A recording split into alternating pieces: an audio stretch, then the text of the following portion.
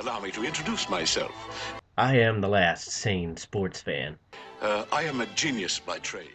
I just knew too much. Does that make me crazy?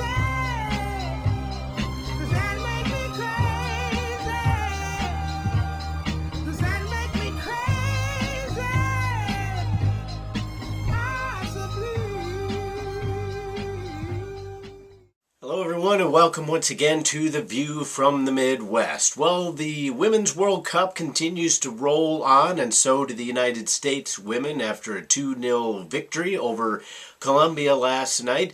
And again, it's just one of those things that the United States, they have the talent to win the World Cup. But if they don't start clicking sooner or later, and most people say, well, 2-0 victory, that should be more than enough. Well, it really wasn't. When you look at the actual circumstances of the game, there was a lot left to be desired from that United States women's performance. The passing just wasn't there. The services weren't very good. The effort from a lot of key players just wasn't really where you wanted. Nobody played a bad game, but nobody played a great game either. Alex Morgan and Abby Wambach, for all their successes in the past, just don't seem to be able to click right now. Whether that's because of Abby's age or Morgan's injury or just the lack of playing time leading up to the World Cup together, due to the fact that Morgan was injured quite a bit and then Abby was more in a substitute role. Things just really aren't on top of their game for the United States. Now, if you want to look at it from a glass half full perspective, you can sit there and say, well, there's only nowhere to go up for the United States team. You can't necessarily argue against that. They have a lot of room for improvement, and as long as they're as stout defensively as they have been all tournament, then you can win just about any game.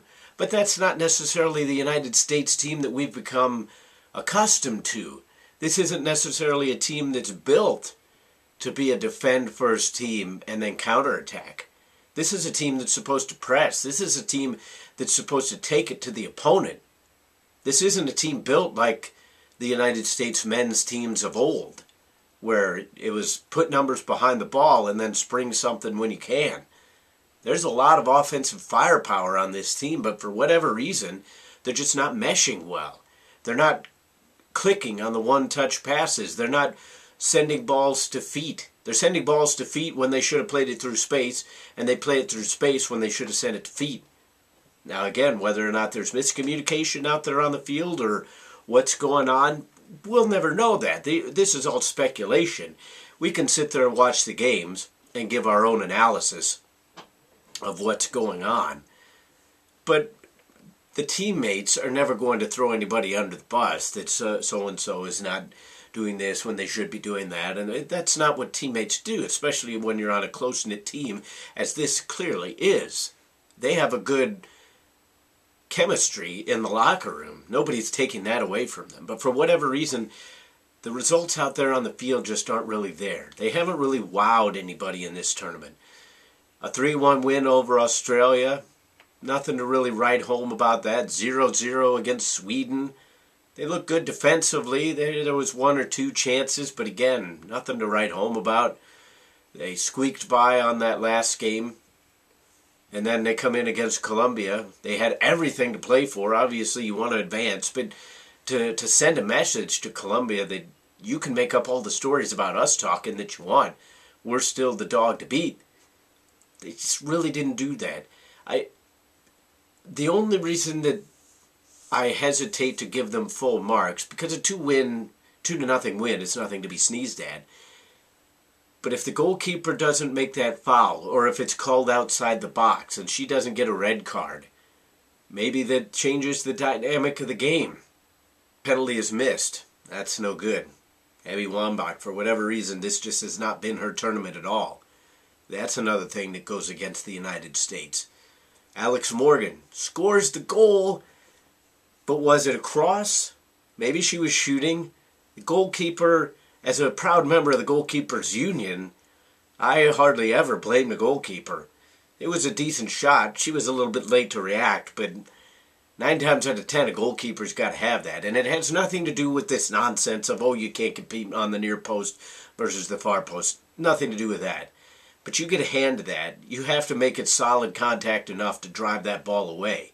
She dove late, reacted late, wasn't able to parry it away, got the hand on it, deflected up into the netting.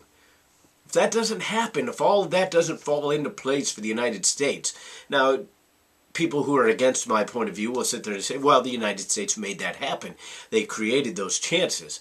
I'm not going to sit here and tell you you're wrong. All I'm saying is from my point of view, the United States was a bit fortunate. Yes, they created those opportunities, but they were a bit fortunate in the way things turned out. It could have easily not gone that way, and then all of a sudden maybe you're looking at 0-0 heading in towards the last few minutes, and then you have to play extra time. That's more energy expended from the legs. I'm not taking anything away from the United States team. They could still very well win the World Cup. But as many of the analysts have said on Fox Sports, the longer this continues in the way the United States plays, regardless of whether they come out with the wins or not, the more teams like France and Germany, whoever comes out of that quarterfinal, are going to be chomping at the bit to get at this United States team.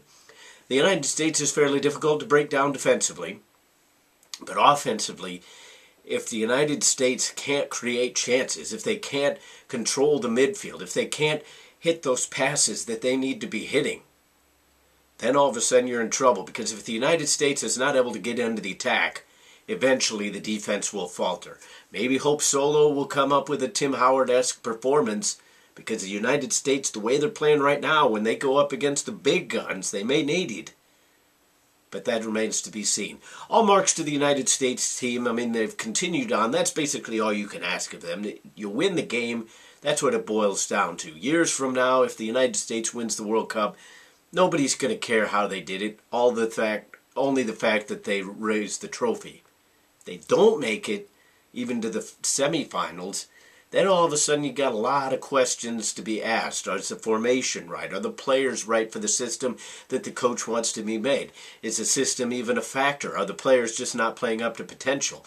A lot of questions as we continue to go forward, but plenty of time for the United States to still answer them. That is the view from the Midwest. What are your views on today's topic? Comment, rate, and subscribe if you're watching on YouTube. If you're watching on Facebook, comment there as well and share it around. And we'll keep on rolling. But until the next time, I'll see you then. I remember